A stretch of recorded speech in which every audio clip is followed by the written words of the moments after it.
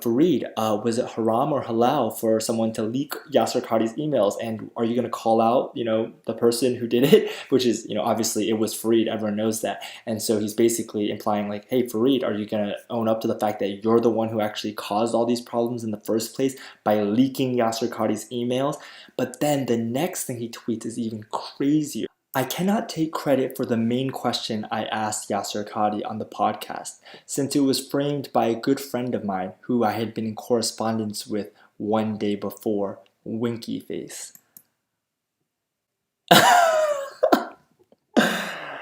Oh my goodness. One question to try and make this as specific as possible. I think if I were to give you a blank mushaf, yeah, and tell you to write what is munazzal verbatim from Allah into that mushaf with no human interference, would you write something which corresponds? It's not an easy answer. It's not an easy yes or no. It is enough for the Muslim to believe that the I think Quran this should is be an easy yes or no, though. Yes, Al-Khadi. I have to.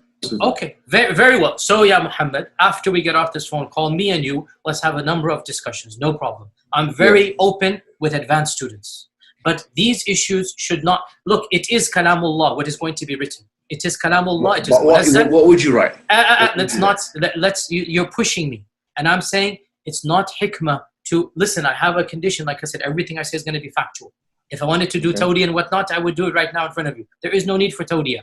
The Quran is the uncreated speech of Allah. The Quran is preserved. The Quran is known. The Quran is mutawatir. And alhamdulillah, all of the qira'at are the Quran. All of the qira'at are authentic. Alhamdulillah. Leave it at that, ya akhi. Beyond this, honestly, I have no problem. We'll have discussions or take my class. But beyond this requires background information. It is enough for the Muslim to know that the Quran is the speech of Allah that has been protected, and what we recite is the kalam of Allah. That is enough for the Muslim to know. I appreciate what you're saying, but look, the reason why I don't want to kind of leave it too vague here is because I feel like if there are vagaries in what we say here, then it's going to bolster the initial, whether it's said privately or not, it is gonna give credence to that.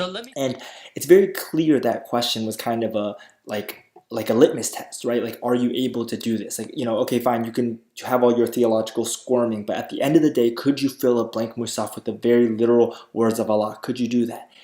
And I'm not 100% sure, but my suspicion is that Muhammad Hijab is referring to that question in this tweet. And then he says, a very good friend of mine is the one who gave me that question. It was probably, and this is, a guess, but I'm inferring that it was Farid Gangutelli. Farid leaks Farid himself. So what does that mean? Like, this is, boom.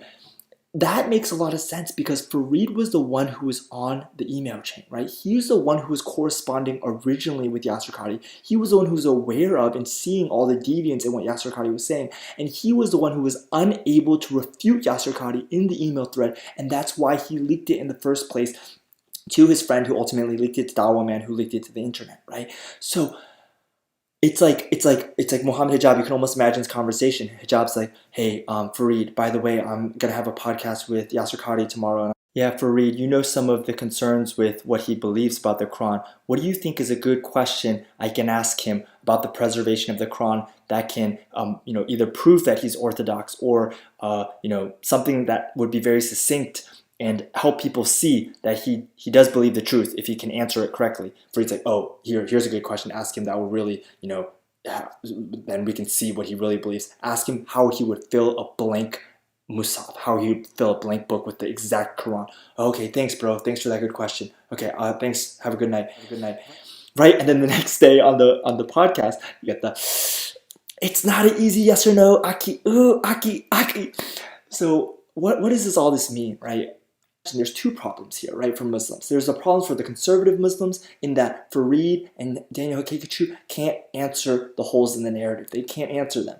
And then there's a problem for the more progressive Muslims like Yasser Qadhi, who are trying to find a way to bridge the holes and reconcile the problems. The problem is you can't reconcile it when you get asked these very particular questions, right? These questions are designed to hunt out heresy, The question is designed to see, are you truly orthodox, or are you just using the right language and emptying it of its traditional meaning? And that's why the blank Musaf question, the blank book question, is a question everyone should be asking their Muslim friends, because it will put them on the record on their exact position. Are they going to be orthodox but then have to take the holes, or are they going to be unorthodox and have to put up with the fact that they are saying something that has not traditionally been said and would open the Quran to a lot more problems? And ultimately, we're going to get clarity on what people believe about Quran preservation, what their new claims are going to be, and how exactly we can hold that to the fire of the facts.